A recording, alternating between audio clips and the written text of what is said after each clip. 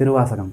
திருவாசகத்திற்கு உருகாதவர் ஒரு வாசகத்திற்கும் உருகாதவர் அப்படின்ற மாதிரி ஒரு பழமொழியே இருக்குது தமிழில். ஸோ இன்றைக்கி இதை பற்றி தான் நம்ம டீட்டெயிலாக பார்க்க போகிறோம். இது என்ன அப்படின்னு பார்த்தோன்னா, டோட்டலாக வந்துட்டு ஒரு செய்யுள் வடிவில் ஒரு 600 லைன்ஸ் கொண்ட ஒரு செய்யுளாக தான் திருவாசகம் இருக்குது. கதை வடிவில் பார்த்தோம் அப்படின்னா, மாணிக்க வாசகர் அப்படின்றவர் தான் இந்த திருவாசகத்தை வந்துட்டு எழுதியிருக்காங்க. மதுரையை சேர்ந்த பாண்டிய மன்னர்கிட்ட வந்துட்டு மினிஸ்டராக வந்துட்டு வேலை பார்த்துட்டு இருக்காரு. அவரோட டேலண்ட்ஸ் பார்த்தீங்கன்னா ரொம்ப நேர்மையானவராகவும் அட்மினிஸ்ட்ரேஷனில் வந்து ஸ்கில் செட்ஸ் உள்ள ஒருத்தராக வந்துட்டு இருக்காரு. இப்போ என்ன அப்படின்னு பார்த்தோன்னா, பாண்டிய மன்னர் வந்துட்டு மாணிக்க வாசகரை கூப்பிட்டு அவர்கிட்ட இருக்கிற தங்கத்தெல்லாம் கொடுத்து, இராணுவத்துக்கு பார்த்தா குதிரை படைக்கு வந்துட்டு சில குதிரைகள் தேவைப்படுது அப்படின்ற மாதிரி சொல்லி மாணிக்க வாசகர்கிட்ட அந்த தங்கத்தை கொடுத்து குதிரைகளை வந்துட்டு வாங்கிட்டு வர சொல்லி சொல்றாரு பாண்டிய மன்னர். அதற்கு இணங்க வந்துட்டு மாணிக்க வாசகர் பார்த்துட்டிங்கன்னா மதுரையிலேருந்து கிளம்பி திருப்பெருந்தூர் அப்படின்ற ஊரில் வந்துட்டு நம்ம அறந்தாங்கி பக்கத்தில் இருக்கு. ஸோ அங்கே வந்துட்டு போகிறாங்க. அங்கே வந்துட்டு போயிட்டு இருக்கும்போது பார்த்தோம் அப்படின்னா சைவ குருவை வந்துட்டு மீட் பண்ணுறாரு. அவரை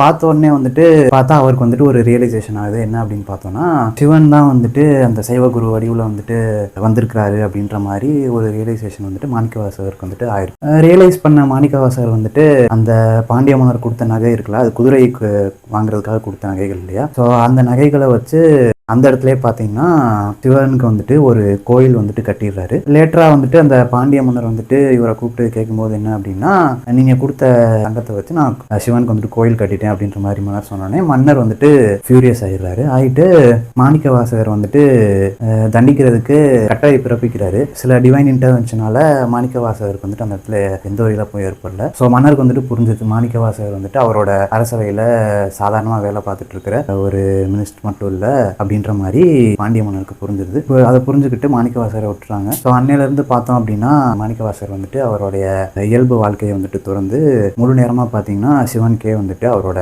வாழ்க்கையை வந்துட்டு அர்ப்பணிக்கிறாங்க. இதுலேருந்து தான் பார்த்தீங்கன்னா திருவாசகம் வந்துட்டு நமக்கு கிடைச்சிருக்கு.